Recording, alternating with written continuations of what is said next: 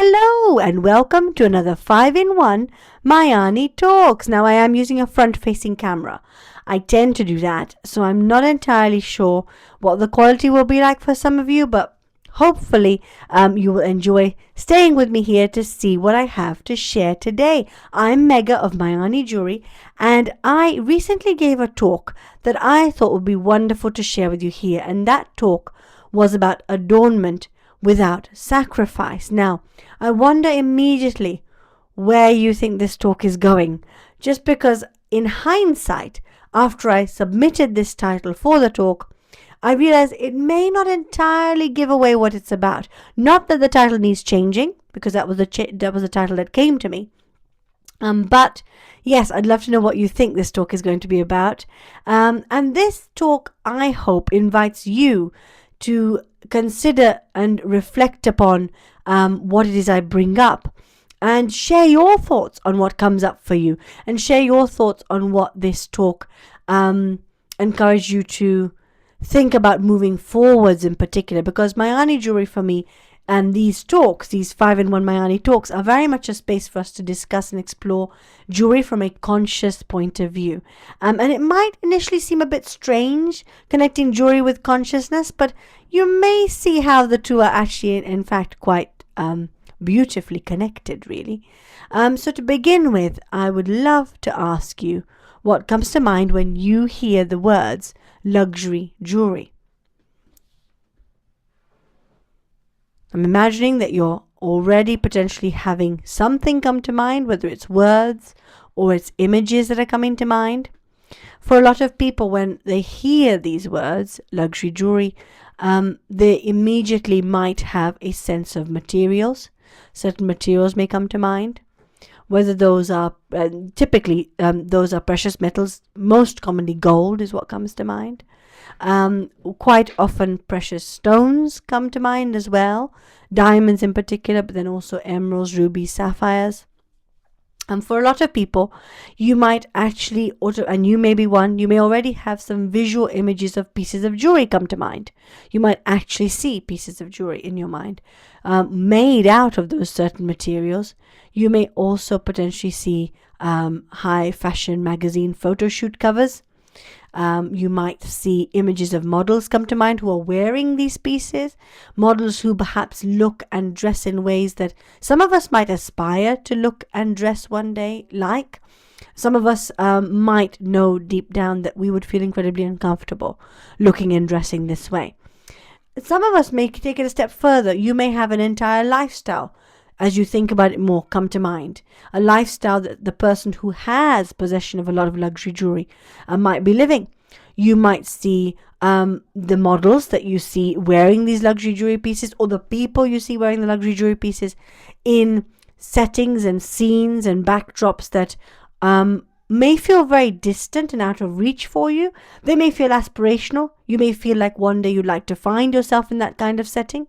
Equally, you might immediately know that if you found yourself in that setting or scene, you would feel incredibly uncomfortable. So what I'd like us to share here, if it's different for you, of course, in particular, but share here, is that when we think of luxury jewelry, a lot of visual imagery comes to mind quite quickly.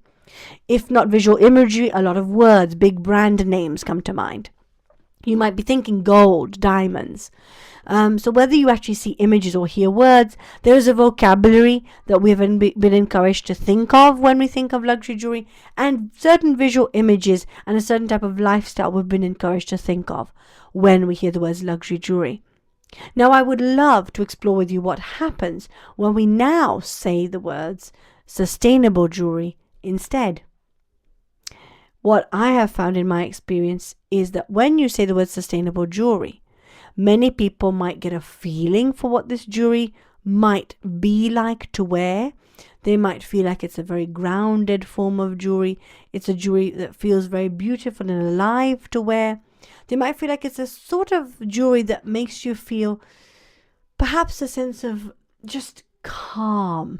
Not necessarily relief, but in some cases relief, because you now feel like you're wearing pieces that are capturing your values, that feel good to wear because they have been created with intention. They feel like they are respecting the natural world around you, and from that point of view they can feel like they would feel good to wear.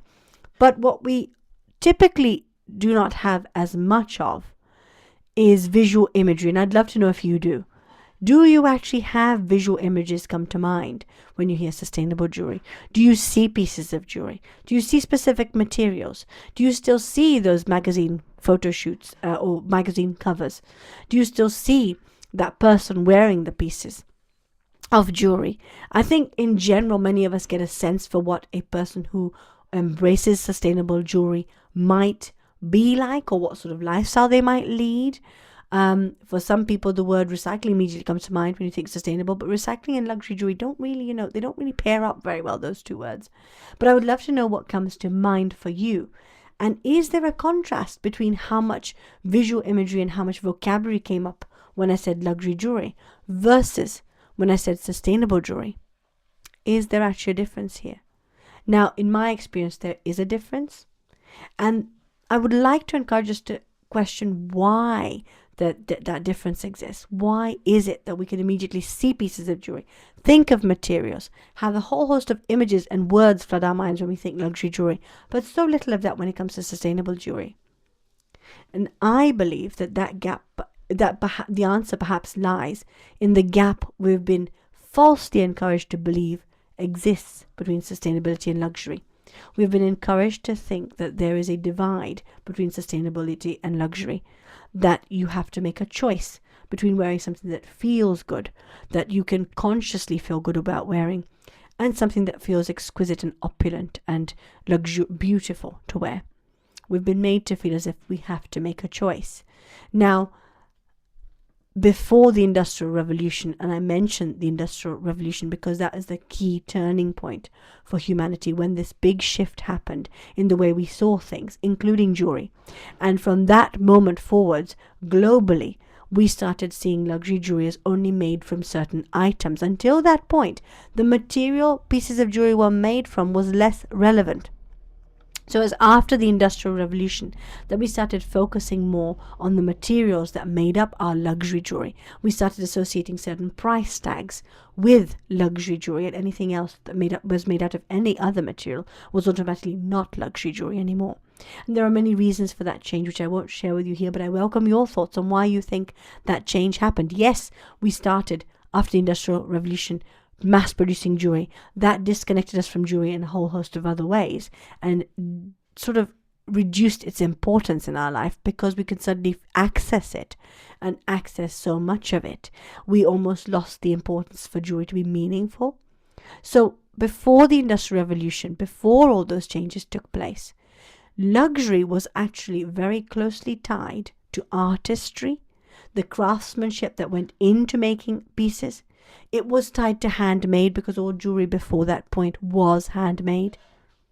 It was also very closely tied to storytelling, to capturing your heritage, to capturing both the stories of your ancestors and your traditions, as well as your personal story as well, which the artisan would be responsible for weaving into works of or pieces that you had commissioned for you, or that people might have commissioned on your behalf, as was quite typically the case for women in those times.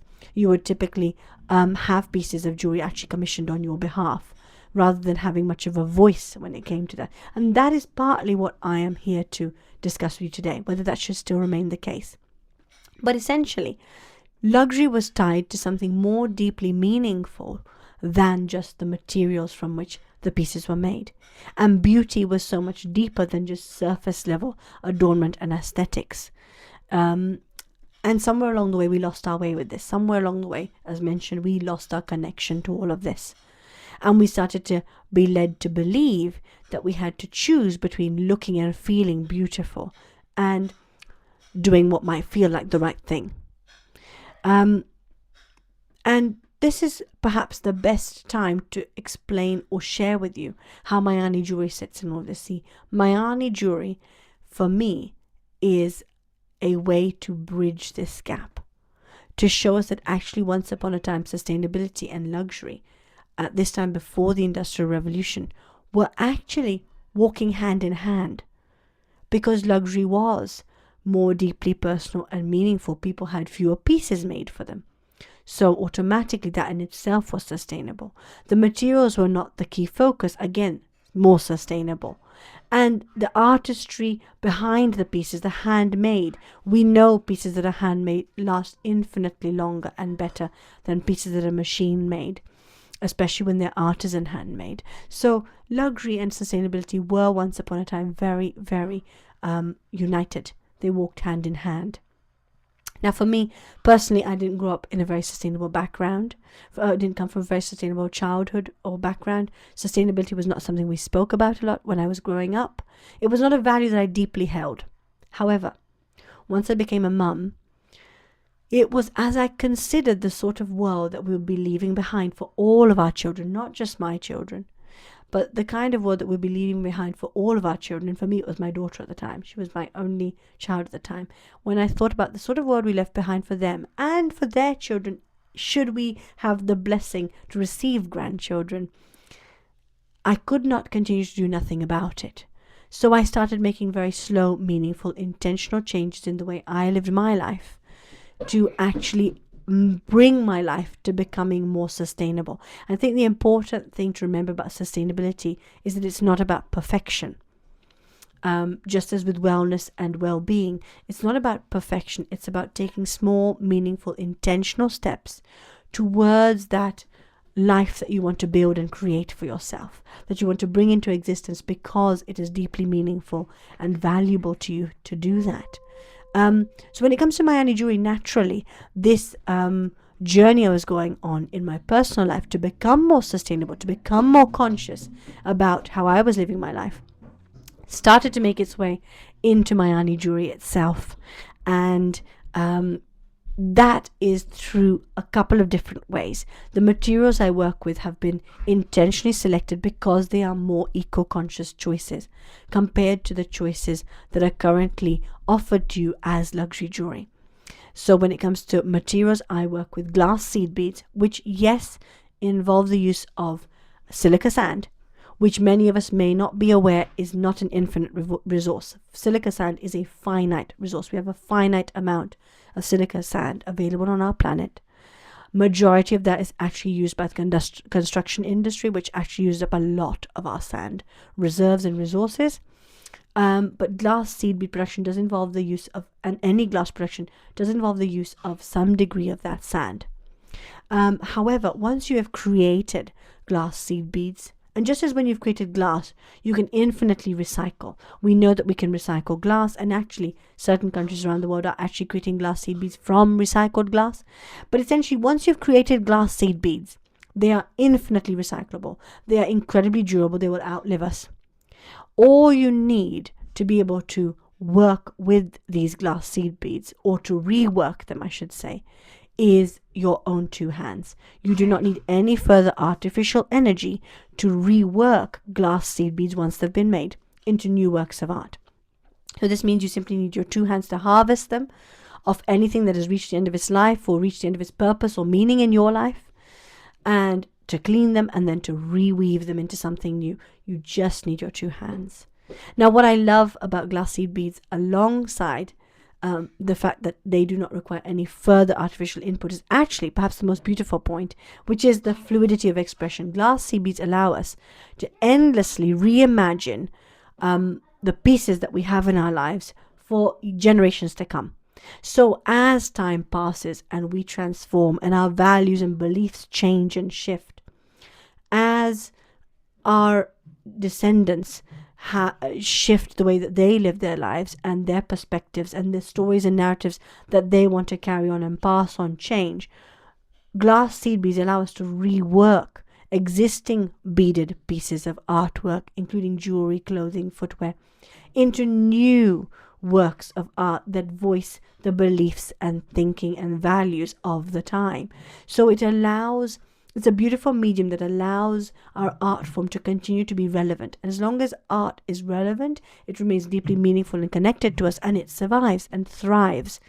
We have always expressed ourselves artistically, and that's not going to end anytime soon. And it's beautiful when you come across a medium that allows us that freedom to continue to creatively express ourselves as the generations continue to pass by, which means heirloom pieces created for you today out of glass seed beads can be reimagined by a descendant of yours into a new work of art using the same beads, so that connection is still carried through, but in a way that the piece now serves them in a way that they can wear it and feel comfortable wearing it.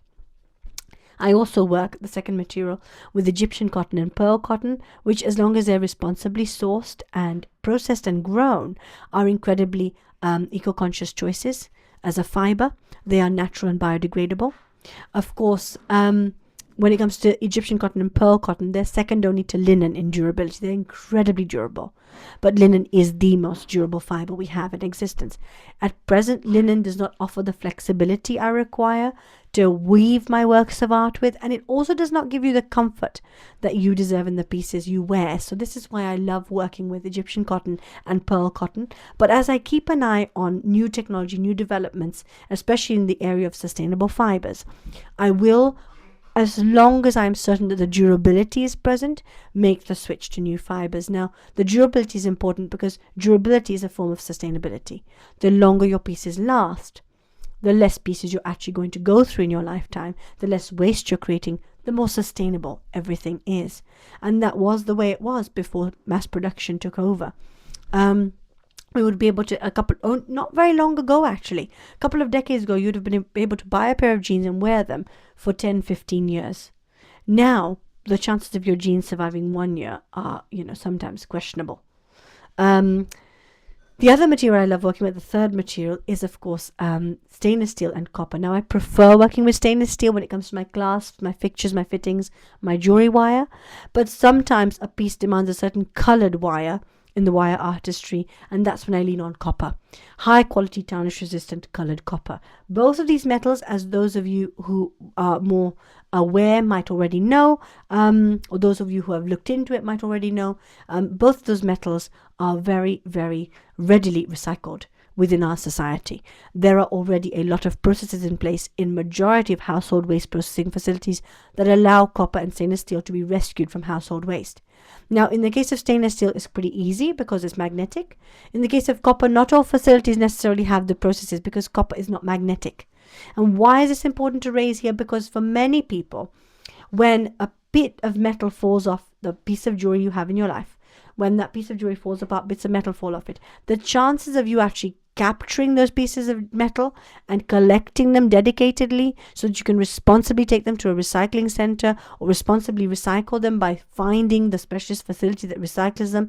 In the case of cheaper metals, unfortunately, specialist facilities have to be sought out. There are specialist facilities that would allow you to recycle cheaper, poorer quality metal alloys, which are in majority of the jewelry you'll be sold on the high street. But you have to make the effort to actually find those facilities. But most people are not going to go to effort. These pieces of metal are so tiny, the chances are going to end up in your household waste, which is why it's important to mention, because if you're going to invest in pieces of jewelry, you want them to last, and they will last, but should the worst happen, and you do have a piece break off, then you can be rest assured that even if you did make the accidental mistake of throwing that little bit of metal in your household waste, it'll be extracted if it's made from stainless steel. In some cases, if it's made from copper as well. But in the case of copper, because it's not magnetic, I highly encourage you to, for this reason, perhaps work to change that habit and try to collect the little bits of metal that fall apart or fall off your piece of jewelry, and then every so often just take them to a recycling center. Anyway, the fourth and final material I work with is nylon thread. Now, nylon thread it is petroleum based. It is not very eco-conscious, but it is the strongest, most durable fiber we have presently existent for working with glass beads, and that's on a global scale. It is globally recognized by bead artisans and experts as the gold standard at present for the kind of material to use when threading and working with glass seed beads. Now, as and when that changes, I will make shifts and changes in the fiber I use. I use high quality Japanese Nemo beading thread. There are a couple of other contenders on the market that are equally good threads, but they're all unfortunately not eco-conscious choices. And this brings me on to the most exciting part of how Mayaani jewelry perhaps is more eco-conscious in its practices. I could not bring myself to throw away these tiny bits of nylon in particular that I was snipping off as offcuts during my jewelry making process. Of course, I limit the offcuts I create to begin with, but essentially there are offcuts either way. Little bits of metal wire, little bits of Egyptian cotton, pearl cotton, little bits of nylon. And I was collecting all of these in a little container over the period of 1.5 to 2 years. And as my container, which is only small, this is my container here, actually, it's looking a bit full now, because I've actually made a scarf recently and I put any fibers I come across now in my home in this pot because I know what I can do with them. So basically this pot was getting full like it is now. And then I spent a period of 6 to 8 months really dedicatedly, consciously thinking with intention about what to do with these tiny bits of thread and fragments that I was collecting, these offcuts. And it came to me. I decided, I don't know why it didn't come to me sooner, to be honest with you, because it could have done. It seemed so obvious once the answer came to me. But the answer came to me and it was simply turn them into a bead. So that's exactly what I do. I spend half an hour working the tiny offcuts into a bead, which looks very rough to begin with, but it takes half an hour to get to this stage. I've got a bit faster, about 20 minutes, but that's the quickest it can be. But I make these little beads out of the offcuts, and then I embellish them with more beads. So I'm about to try and show you an example of that if I have one here to hand. I embellish them with more beads. I did have one in this container before, but it doesn't look like I have one now. But I turn them into beads in their own right. You can see me looking, can't you? To see if I can spot these for you. Oh, here we go. Yes, I found it. So I then embellish that little bead that I create in a bit further and turn it into a little bead like this. Oops, I'm showing it to the wrong end. There you go. A bead like that. And then it goes on to become a piece of jewelry. I have a small collection of what I like to call scrap bead jewelry, which does not sound luxurious, no. But that's because that's exactly what it is. These are pieces that are created using beads made out of my offcuts, which are otherwise more lovingly called scraps. So there you go. I mean, offcut beads does not sound as nice as scrap beads. Just has a bit of a flow to it. So essentially, for me, luxury and sustainability should always have and always have walked hand in hand.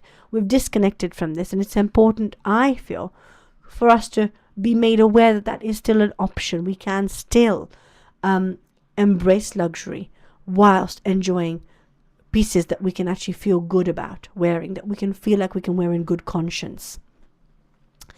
And where I like to think Mayaani jewelry is a little bit different, is comfort. Because for many of you, and I'd love for you to share, I imagine your experience of jewelry may not be so different from mine. I've loved wearing jewelry since my early teenage years. I think I had a fascination with it as a child, but much of that jewelry was locked away by my mum because it was made out of precious metals and only brought out for certain occasions when I would have the privilege and honor of wearing these pieces, and then also at the same time the burden of having to make sure I didn't lose them because they were seen as so valuable. But essentially, most of the pieces of jewelry that I have worn that are classed as luxury jewelry have not been incredibly comfortable to wear because they're made of metal and they involve the use of precious stones. They can be very heavy, so you end up finding that at the end of a long evening of wearing earrings, you take them out and you're wincing because you're experiencing pain. Or you take off a necklace and suddenly you feel relief in your head, neck, back and shoulders because you didn't realize just how much that necklace was actually adding tension to those parts of your body, how much the weight was actually dragging you down. And for me, luxury should not drag you down. Luxury should feel effortless. It should feel like an extension of yourself. It should feel like a second skin. It should not drag you down.